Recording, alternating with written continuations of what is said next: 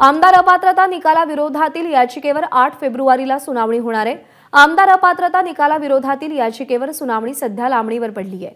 Whip न मांडणाऱ्या ठाकरे गटातील आमदारांना अपात्र करा अशी मागणी शिंदे गटाने आपल्या याचिकेच्या माध्यमातून केलेली होती आणि हायकोर्टात दाखल शिंदे गटाची ही याचिकेवरची सुनावणी सध्या लांबणीवर पडली आहे। 8 फेब्रुवारीला आता ही सुनावणी होणार आहे। अमेय राणे आपल्याला या सगळ्या संदर्भात अधिक अपडेट देतील। अमेय, मुख्य मागण्या काय आहेत याचिकेमधल्या आणि ही सुनावणी पुढे जाण्यामागचं कारण काय?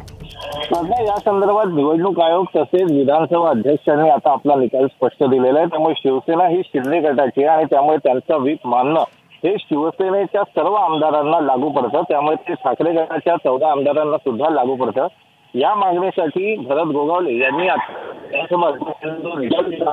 त्यांनी दोन्ही गटाच्या कुठल्याही आमदारांना अपात्र केलं नव्हतं, परंतु जर शिवसेना शिंदे गटाची आहे हे मान्य करण्यात आलंय आणि त्यांचं प्रतोत्तर सुद्धा मान्य करण्यात आलंय, मग त्यांचा व्हीप कसा अमान्य केला जाऊ शकतो आणि त्या व्हीप अमान्य करणाऱ्या आमदारांवर कारवाई का केली नाही अध्यक्षांनी, असा सवाल या याचिकेतनं केलेला आहे। त्यामुळे या 14 आमदारांना अपात्र करण्याची मागणी करत भरत गोगावले यांनी याचिका दाखल केली। यात वैभव नाईक, सुनील राऊत, कैलास पाटील, राजन साळवी, राहुल पाटील, नितीन देशमुख, भास्कर जाधव, रवींद्र वायकर, सुनील प्रभू, प्रकाश पातरपेकर, उदयसिंग राजपूत, रमेश कोरगावकर आणि अजय चौधरी अशा 14 जणांची नावं आहेत। त्यामुळे या 14 जणांना आता अपात्र करावं अशा मागणीसाठी हे प्रकरण आता मुंबई उच्च न्यायालयात गेलेलं आहे।